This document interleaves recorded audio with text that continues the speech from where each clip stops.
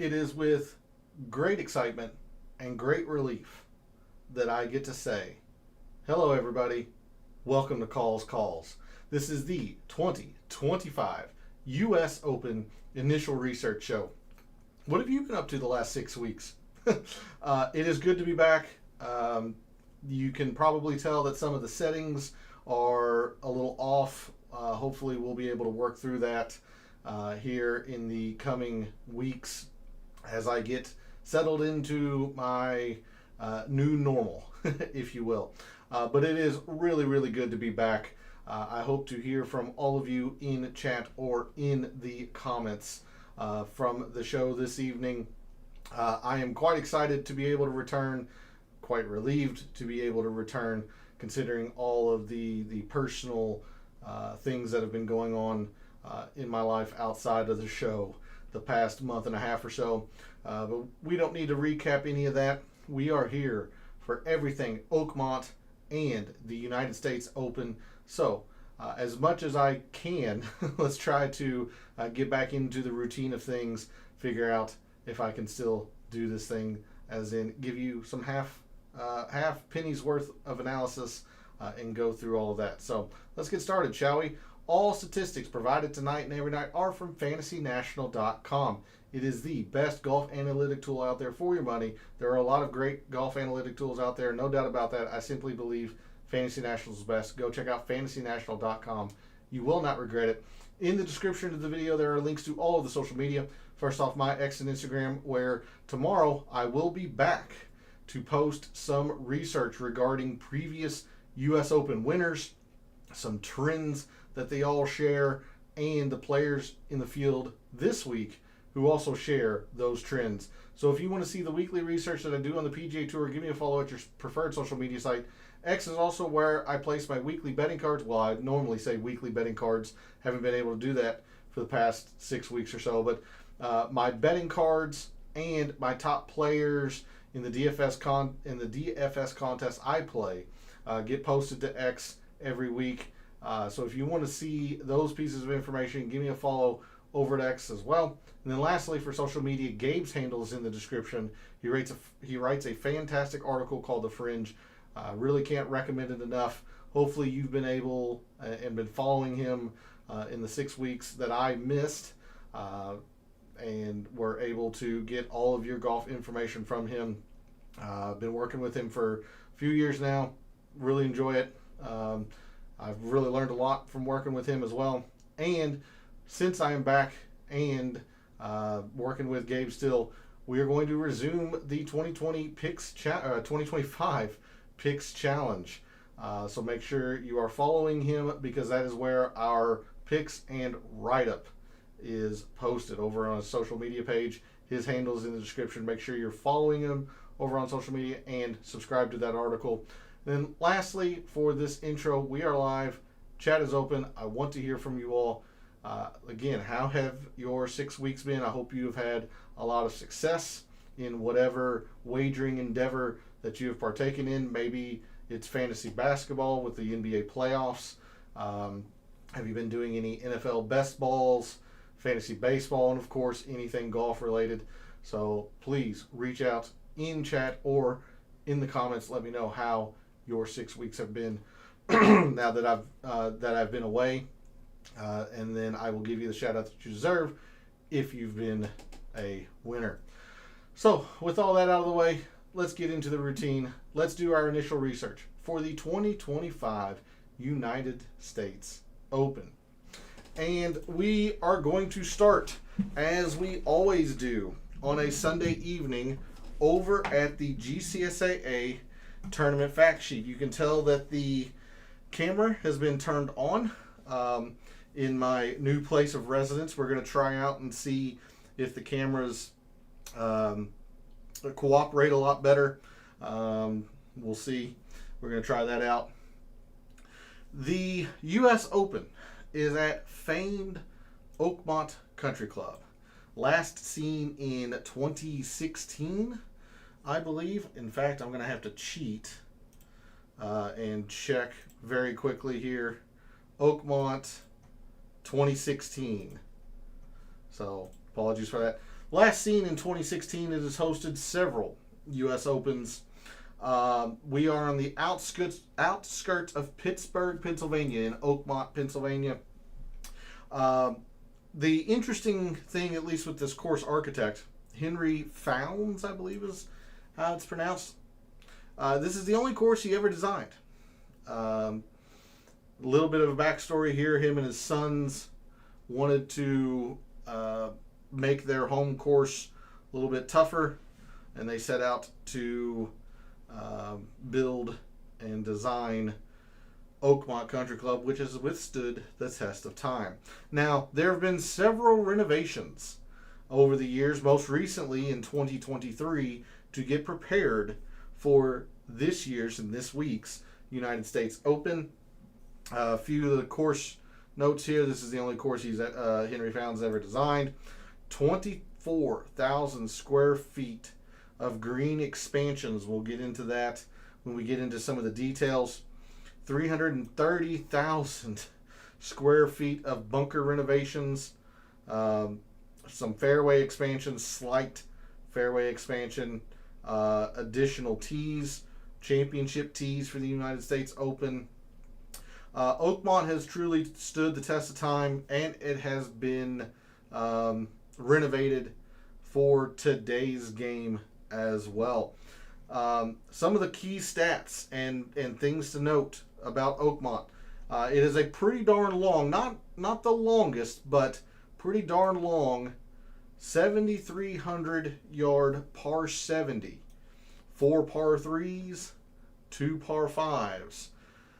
So it is a long course. Don't get me wrong. Make no mistake about it. It is a long course, but it is not a gargantuan beast that some United States Opens can be, as in, say, a Torrey Pines, some other courses that are escaping me, like Valhalla. Even though that's the PGA, Valhalla is a pretty darn long course from last year. So a brute of a course, as you would expect from U.S. Opens. Very, very difficult, but not a gargantuan behemoth, if you will. The greens are perennial Poa annua. Now, we're not going to be looking at Riviera or Torrey Pines or Pebble or any of that for Poa annua, even though those are Poa annua greens. Those are West Coast or California Poa annua. This is East Coast Poa annua. Now, I'm not an agronomist. I won't begin to try to pretend that I know the differences, the intricacies between the two, but there is a difference between East Coast and West Coast Poa. So when we get into some putting metrics, particularly tomorrow in the data dive, I'll explain my thought process behind that then. But we are looking at perennial Poa annua greens. The collars the same. Fairways are Poa annua and bent. In the rough, Kentucky bluegrass, rye, and Poa annua. But the big takeaway, I'm sure a lot of you have seen the videos surfacing online. 5 inches long. The ball is disappearing if you are not in the fairway. And that is going to be at the start of tournament play on Thursday, and they are not going to cut it during the tournament. So this could get upwards of 6 or 6.5 by the time Sunday rolls around. Some other notable distinctions of Oakmont: the greens are some of the largest I have ever seen. 8,500 square feet. Now, they will not play to that true size, as there are some severe false fronts, some heavy contouring, tiering, undulation in the greens. So they won't play 8,500 square feet, but they are still very, very large, especially for U.S. Open, by U.S. Open standards. 27 acres of fairway with an average fairway width of 28 yards. Again, quite a bit deceiving, as most of these fairways will roll or undulate through the rolling terrain of Pennsylvania. So they are going to play a lot smaller than the average 28 yards wide. 168 bunkers throughout the course, and that is some of the primary defense, along with the heavy rough, of Oakmont, because there are no water hazards. 0 water hazards on the course at Oakmont. With that, I think that's about what we have in terms of a GCSA fact sheet standpoint on Oakmont. Again, the big takeaways: no architect filter to look in Fantasy National. We are looking at some humongous, although they aren't going to play that large, but I mean gargantuan sized Poa annua East Coast Poa annua greens. It is a long, but not overly gargantuan par 70 with 4 par 3s and 2 par 5s. The fairways are going to be pretty darn narrow. At least the landing areas are going to be pretty darn narrow. No water hazards and several bunkers on each hole. 168 bunkers in total on the course. There's a look at Oakmont from a GCSA tournament fact sheet standpoint. We will now move to Fantasy National and get a feel for the players in the field this week, things of that nature. Yes, I know that the pricing is out and has been out for a little while. We will look at pricing starting tomorrow, but with this being an initial research, I just kind of want to get a high-level overview of some of the things that we're looking at. So, in 2025, last 36 rounds, it's the U.S. Open. We know it's going to be extremely difficult. So when rounds have been difficult, 22 rounds, most have upwards of 4 tournaments. Yeah, I suppose that'd be fine. In 2025, your top performers when rounds have been difficult relative to par: Scotty, Corey Connors, Rory, Shane Lowry, Bryson, Ryan Gerard, Keegan, Tom Hoagie, Denny McCarthy, and Bud Cauley are your top 10 in terms of performance when rounds have been difficult this year. Something else that we can take a kind of a quick look at. Let's take a look at par 70s. When players don't have a whole lot of par 5s they can take advantage of, we're going to have to expand this because that's just not enough sample size. So we're going to go to 2024 and 2025.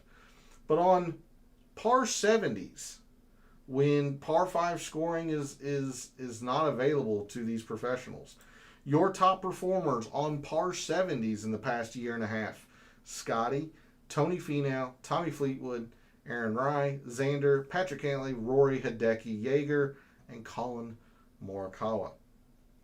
All right, we'll reset some of these filters here. We're not going to spend a whole lot of time on the Fantasy National course breakdown. There have been quite a few renovations since 2016, excuse me. And I don't think 2007's U.S. Open is in here when Angel Cabrera won. So I believe this is just from 2016. I could be wrong with that.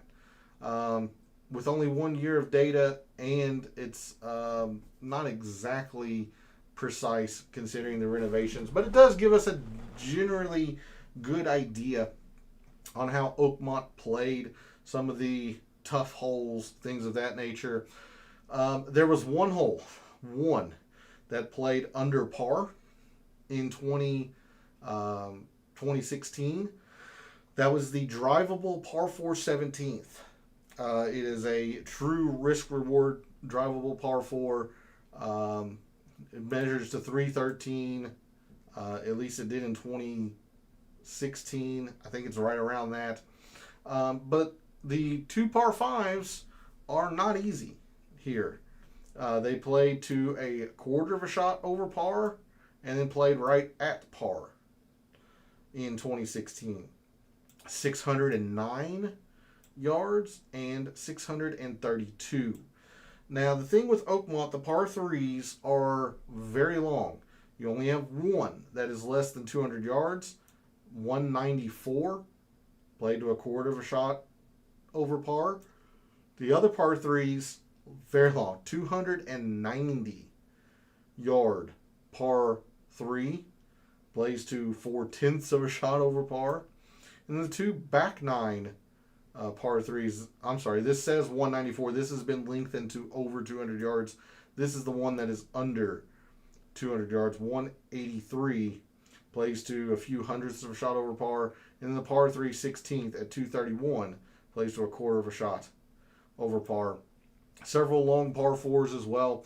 One thing I didn't mention in the GCSA fact sheet standpoint or portion of the show, these greens, while large, are still widely considered the toughest, at least in American golf, maybe in the world, because they are very firm. They are very, very fast. The stimp reading or number that I have seen to start this week has been 14. That is astronomically fast. And it's probably going to get faster throughout the week. So very, very firm greens and very fast greens.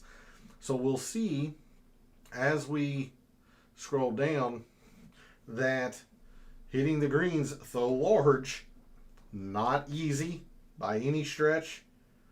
Scrambling here was very, very difficult with the high or long amount of rough. We have no strokes gained data from 2016. The USGA was still, the stats were proprietary to them back then. We were able to get them now. So your strokes gained by hole by par 5s, even though there are only 2 of them, the professionals were still taking, don't want to say advantage, but they were still scoring reasonably well on the par 5s. And then the par 3s are actually outweighing the par 4s for your top 10s. Move through the top 5s, you see just the importance on these par 3s. And then your winner, Dustin Johnson, played the par 5s fairly well, but also was -2 for the week on the par 3s. So you're going to have to play these par 3s extremely well. And as I mentioned, 231, 183. This says 194. This has been lengthened to over 200. And then the behemoth 290 yard par 3. Coming down a little bit more on Oakmont, at least from 2016. Oh, so my apologies. 2007 is in here, when +11 was the cut line. Hole composition here at Oakmont. This will change a little bit. There is only one par 3 now, 175 to 200. One from 200 to 225 to 225 plus. We do have a drivable par 4, just one now. The other one is over 350 yards. We have a few shorter par 4s. A lot of the par 4s are long, 2 at 500 plus as well. In fact, let me go ahead and bring up the file that I have for Oakmont this week. We'll take a look at that here after a little bit. You see the distribution. I mean, 27% bogeys, 5% doubles, no eagles to speak of, very few birdies, very, very difficult. It's a U.S. Open. You would expect that. Accuracy, very hard to hit these fairways, very hard to hit these greens. When you miss, it's not easy to scramble. 3 putts per round, humongous. Everyone was 3-putting. It's going to be a key factor this week. So instead of looking at Poa Annua per se, we're going to be looking at lag putting, 3-putt avoidance, and putting on lightning greens. So there's a quick look at the course breakdown in Fantasy National. I think this is a good segue that we'll do a little bit of a course preview here and go to Pro Visualizer. We're going to go on a hole-by-hole kind of tour, if you will, of Oakmont Country Club. So let me bring up Oakmont here. Oakmont, Pennsylvania. All right, so here's a quick look at Oakmont. Pro Visualizer has it right at 7,300. We saw that the GCSAA puts it at about 7,370 or so. There's the general layout. The par 3s are pretty straight. Most of the par 4s are pretty straight except for a dog leg left. But your par 5s generally go to the right. So yeah, let's just go ahead and go on a hole-by-hole tour of Oakmont Country Club. Your opening hole, 487-yard par 4. Bunkers all along the left and really the right. This is an American Links style course, so not a whole lot of trees throughout the course, especially as you get more inwards, say around the turn. But 487-yard par 4 to open things off. Then you have a fairly short par 4.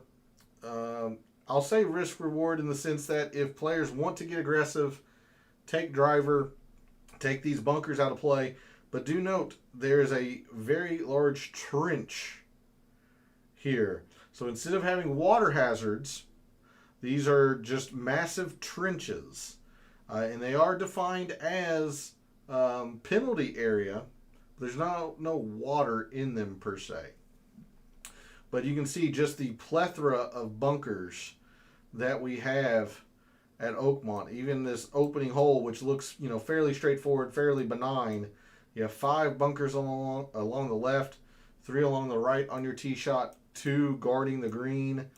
10 bunkers alone on that opening hole. You have a plethora here on your tee shot for the second. Several guarding this green here. And again, these green surfaces are very, very large. But do note that this area here is a pretty severe runoff or false front. And you're going to have that a lot around Oakmont. So just be aware of that. We go to 3. Again, probably the most distinguishing feature on Oakmont Country Club or at Oakmont Country Club is the church pew bunkers. That's split 3 and 4. They're on the left side of each driving hole there. So it's imperative that you avoid the church pew bunkers, but you can't bail out right or else you're laying up out of these fairway bunkers here as well.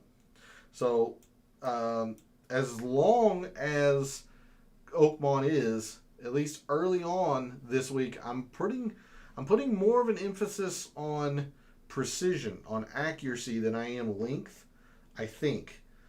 I'm going to see how I feel about that as I continue my research throughout the week. But as of right now, I think I'm more interested in the accuracy and precision portion of a player's game than I am the distance. Even though Dustin Johnson won in 2016, that leaderboard, and we'll take a look at it here a little bit later in the show, there weren't just bombers on it. You had players like Zach Johnson and Scott Piercy in the top 10, so it wasn't a bomber's paradise. Length will help, but it's not mandatory around Oakmont, I don't think. But anyway, here's the third. Again, just a massive green here that's severely undulating and tiered. Bunkers protecting errant approach shots. The first and only par 5 on the front. Dogleg right. Again, your church pew bunkers here on the left.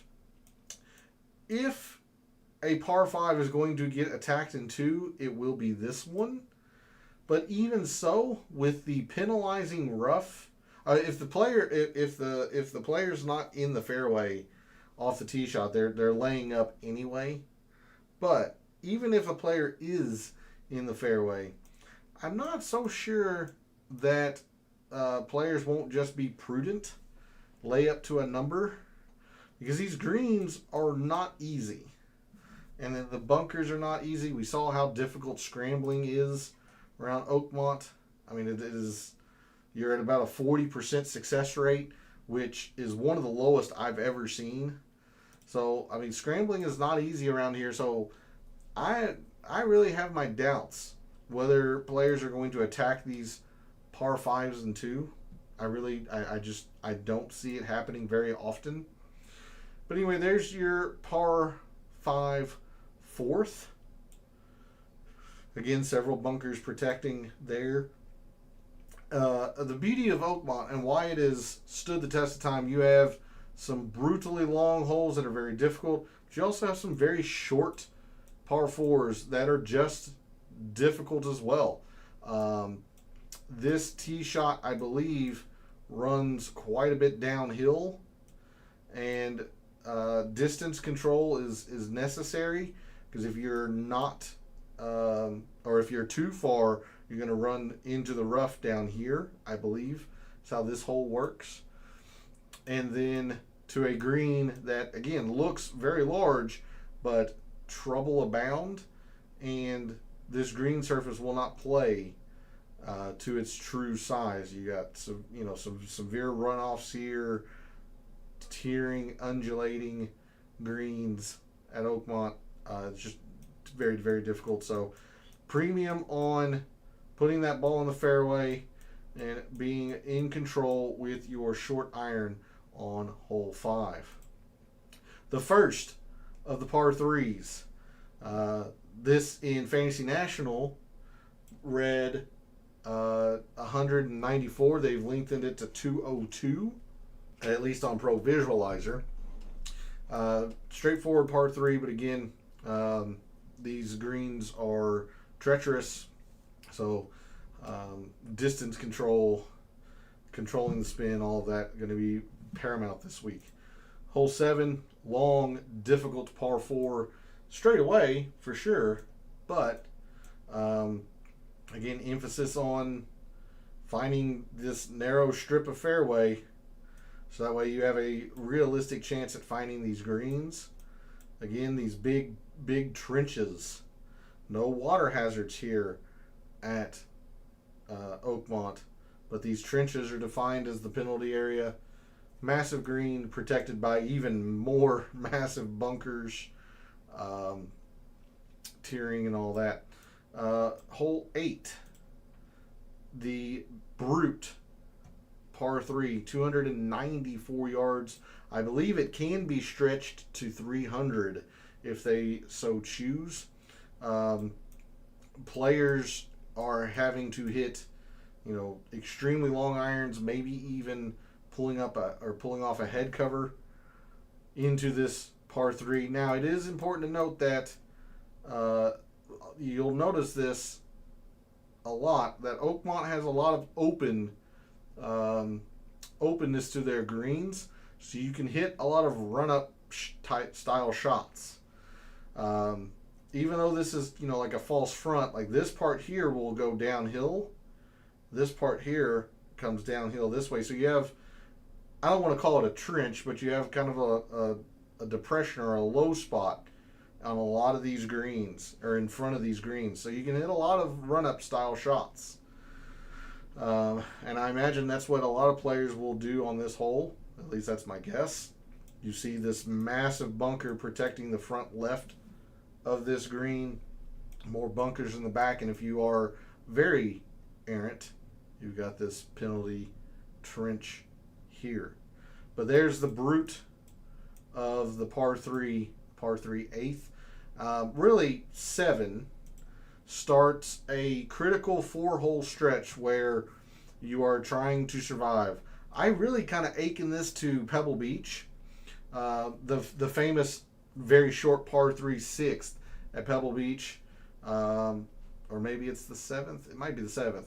But right immediately after that is the toughest stretch at Pebble Beach along the ocean. 8, 9, 10, 11, I believe. Very similar here at Oakmont. 7, 8, 9, and 10. Very, very difficult. Starting with 7, then the behemoth brute par 3 8th. The 9th, heading back towards the clubhouse, 477 yards. Big, big trench here on the left. Layup abound if you're in these bunkers here on the right. And then you see this green. This green actually is about 12,000 or so square feet. But what's interesting is this back portion here is actually the practice green. So the 9th green shares a green with the practice green. So very, very interesting. But again, bunkers protecting short. If you are long, left or right, you've got thick rough that's going to be almost impossible to save par from. Very, very difficult. And then the 10th at 463. Again, very straightforward. Having to find the narrow strip of fairway here to a green that looks inviting, looks open, looks easy to hit. It is not, with all the undulation, the tearing, and the runoff to bunkers that are very deep, very cavernous, and pretty difficult to play out of. 11, shorter par 4. Again, I believe similar to the front 9, this is one where that is pretty significantly downhill. And so distance control becomes very paramount, as if you are through the fairway, you are in the trench here. So very important to stay short here. And then approach to a green, again protected by humongous bunkers, false front. And then I believe this green actually runs away from the player, sloping that way. 12, the other par 5 on the course. Last chance at par 5 scoring for the professionals. Long 633-yard par 5. Paramount that you find the fairway if you want to have any shot at going for the green and 2. But even so, I imagine most players will be laying up because this hole is going to require 3 good shots for a birdie. Avoiding the bunkers, laying up to a comfortable number to a, again, massive green but protected with massive bunkers. 13, you're short, I'll say air quotes, short par 3 at 187. Seems fairly straightforward, but a treacherous, tricky green protected again by massive bunkers. 14, fairly short, straightaway par 4. Again, just paramount in finding fairway. That way you have a decent chance at controlling your spin into these greens. 15, actually 14 is probably the last really good chance at scoring. Even though it's not the easiest hole in the course, it's probably the last great consistent option for scoring, because 15 is very, very tough. Par 4, 500 yards, what they call the piano keys bunker here on the left. If you are wayward right, you're finding this trench, which is a penalty, essentially. And then, again, a very, very pronounced false front, even though this is downhill here, so you can maybe play a little bit of a run-up shot that way. One huge, massive bunker protecting the right. Long and left is no good. 16, very difficult, 230-yard par 3. Again, not a whole lot to it since there's not any water on the course, just lots of bunkers, and the greens and the rough really are the defense here at Oakmont. 17, the drivable par 4, says 318. It'll play shorter or slightly longer depending on where they move tees and pins. But the prudent play is to lay out, to the right here of these bunkers to a wedge. If you get aggressive, try to carry the bunkers, deep rough, severely undulating green here is going to repel poor shots either from the tee box or from your wedge. And then one of the best finishing holes in golf, the par 4 18th, just under 500 yards, at least on Pro Visualizer. It might be 500 on the scorecard. I guess a little bit of a snaking fairway.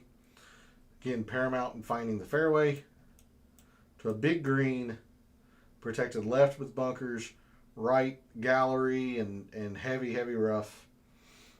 There's a look at Oakmont in a hole-by-hole kind of preview, if you will. There's the yardage, 3,700 on the front. I'm going to say 3,600 on the back. Yeah, so there's Oakmont on a hole-by-hole look. The biggest takeaways, again, with all these open green complexes, open in the front, players like Shane Lowry in that style of play, think Open Championship style of golf, where you're hitting low run-up style shots. That's generally that's what Oakmont is designed for. When we start taking a look at the weather, starting tomorrow, we'll see if the wind is going to be a big factor, and if that style is going to have to prevail, or if a more an American style can be played. All right, I'm going to close that. We're going to go, before we go back to Fantasy National, I'm going to bring up what I call this new course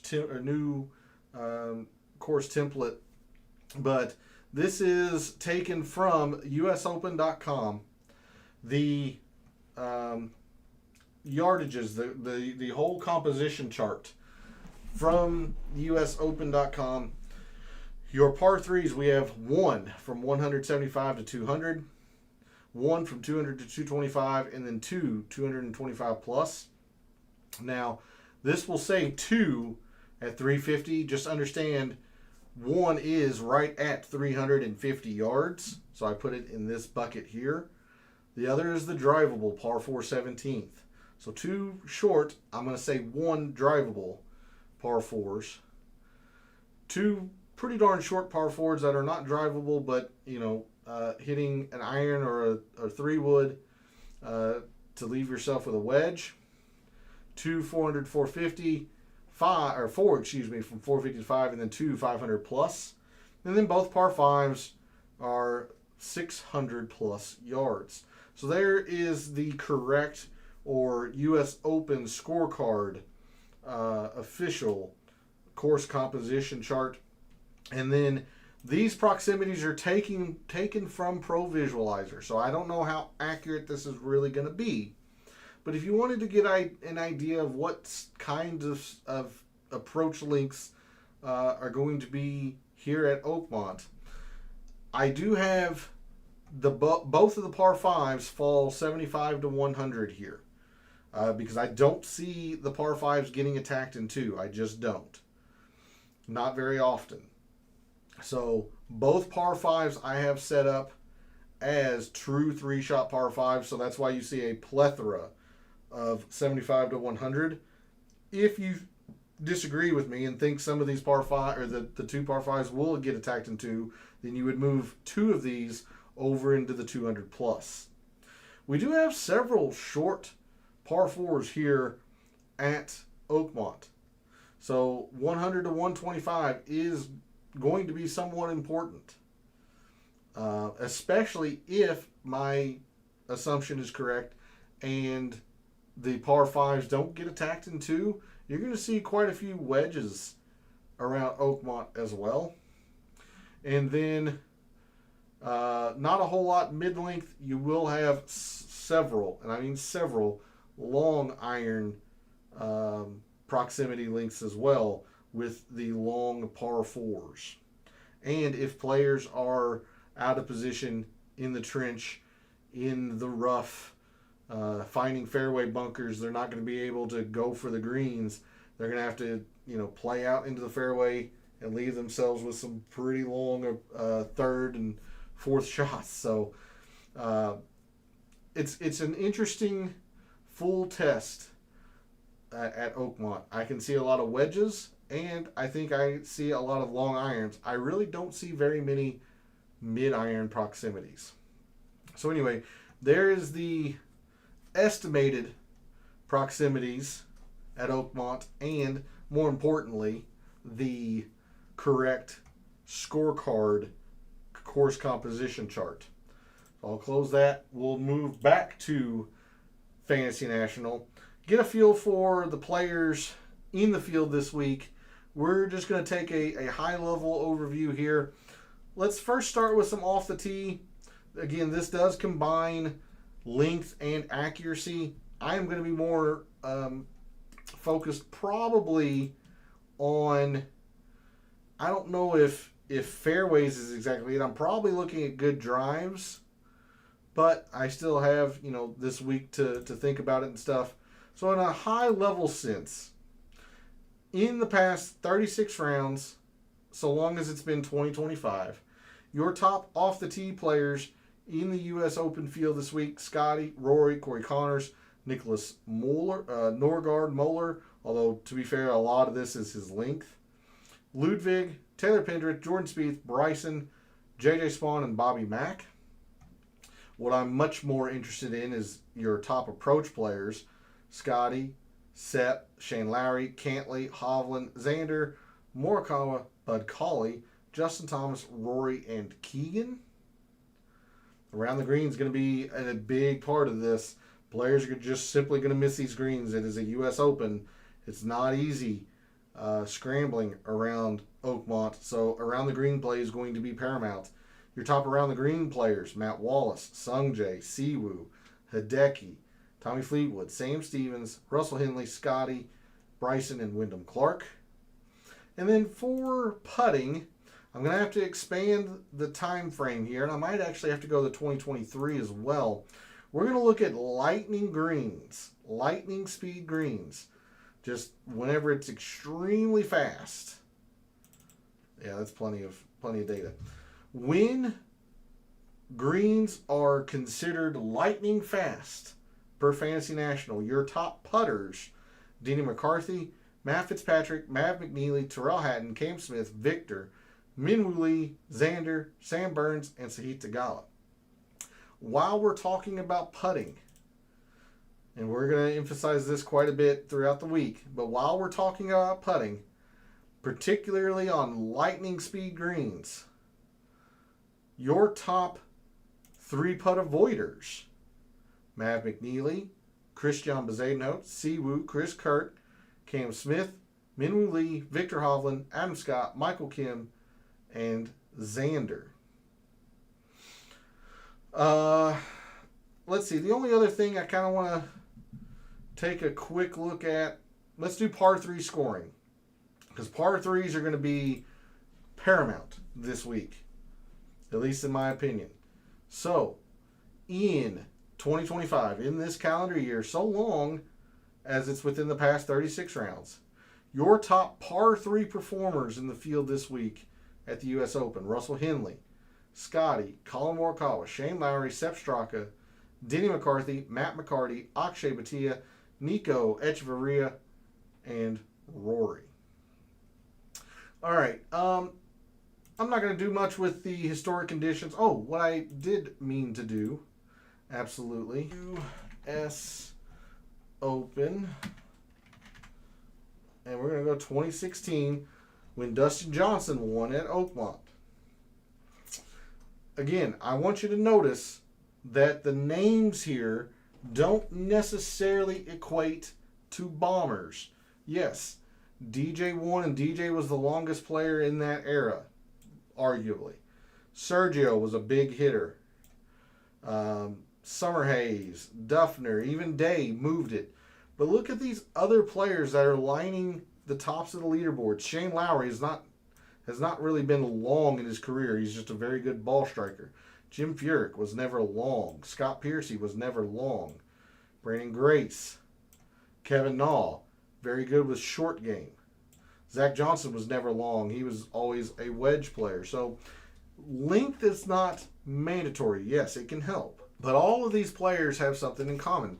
They were very good ball striking, and they could get up and down. DJ did not get enough credit for how good of a short game player he was. Maybe not necessarily putter, but short game. Lowry, Piercy, Furyk, absolutely. Sergio has never been a great putter, but he's always been a very good ball striker. Zach Johnson, very good short game. Kevin Na, very good short game.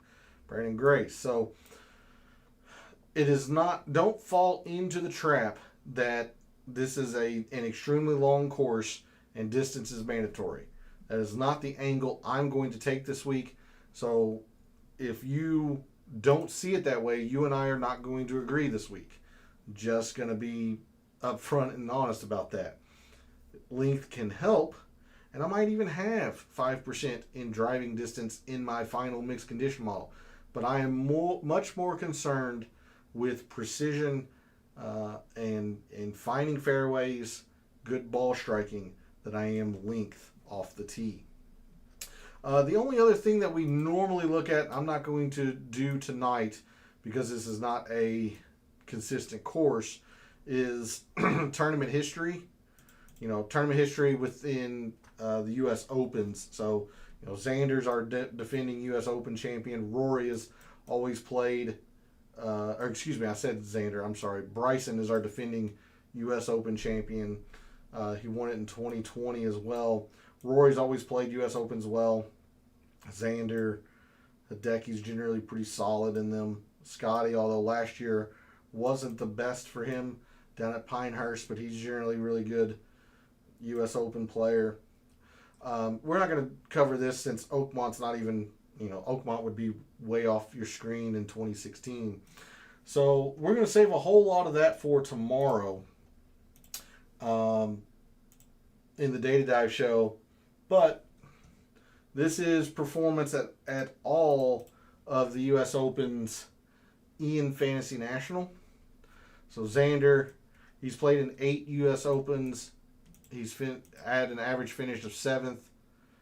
Really darn good. Guido, Ludwig, Winwili. But what I'm getting at here, be on the lookout tomorrow over on social media, particularly on X, as I'm getting back into my research. I'm going to take a look at previous champions' form coming into their win and how well they've done at U.S. Opens and in previous majors.